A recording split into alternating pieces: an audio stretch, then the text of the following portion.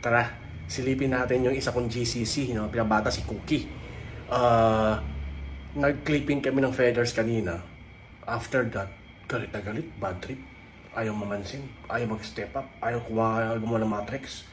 Talagang galit siya. Kung nalaman niya siguro putol na yung ilang flight feathers niya.